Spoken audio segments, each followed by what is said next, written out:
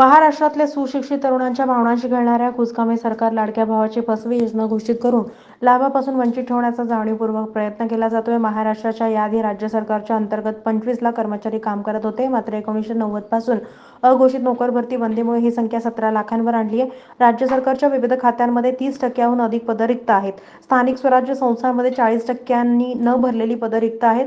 2016-17च्या सर्वेक्षणानुसार 3 लाखापेक्षा जास्त अधिक जागा रिक्त आहेत। मागील 25 ते 30 वर्षांपासून सरकारनं नोकर भरती थांबवली, हे चित्र अत्यंत चीड निर्माण करणारी आहे।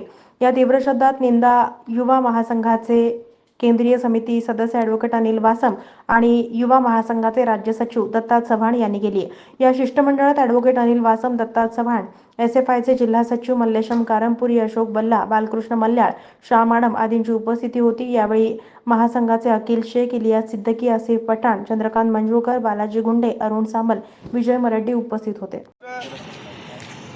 शहीद राजगुरूंच्या जयंतीचं औचित्य साधून democratic youth federation of India अर्थातच भारताचा लोकशाहीवादी युवा महासंघाच्या वतीनं संपूर्ण महाराष्ट्रात प्रत्येक शासकीय कार्यालयावरती महाराष्ट्रातल्या वाढत्या बेरोजगारीच्या विरोधात आंदोलनाची हाक देण्यात आली।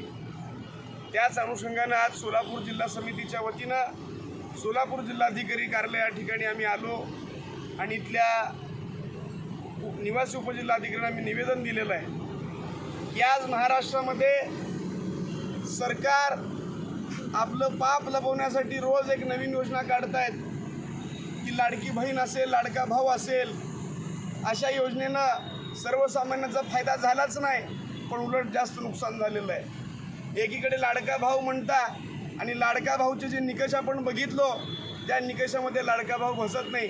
तो खऱ्या अर्थानं सुशिक्षित असून सुद्धा त्या योजनेचा लाभ घेऊ शकत नाही। महाराष्ट्रामध्ये आम्ही अनेक वर्षापासून सांगतोय की वेगवेगळ्या शासनाच्या विविध विभागामध्ये जागा रिक्त आहेत, त्या जागा भरा, परंतु कंत्राटी पद्धतीनं जागा भरून खऱ्या आपल्या ज्या पात्र लाभार्थ्याला वंचित ठेवण्याचं काम हे सरकार जाणीवपूर्वक करत आहे। म्हणून या सरकारचा आम्ही या ठिकाणी निषेध करतोय।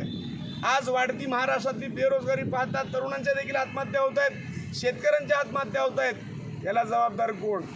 म्हणूनच आज आम्ही शांततेत येऊन या ठिकाणी निवेदन दिलेलं आहे। येणाऱ्या काळामध्ये महाराष्ट्रातल्या प्रत्येक बेरोजगाराला रोजगार मिळालं पाहिजे आणि हक्काचा रोजगार आहे। जर सरकार रोजगार देत नसेल तर सरकारच्या घशातून रोजगार काढण्याची ताकद आमच्यासारख्या युवकात आहे, हे या ठिकाणी जाणीवपूर्वक सांगण्यासाठी आम्ही आलो आहे। म्हणून पुन्हा एकदा आपल्या सगळ्या तरुणांना रोजगारापासून वंचित ठेवणाऱ्या या महाराष्ट्र सरकारच्या ठिकाणी निषेध करतोय आणि आगामी काळामध्ये तीव्र आंदोलन करण्याचा इशारा देखील या ठिकाणी देतोय।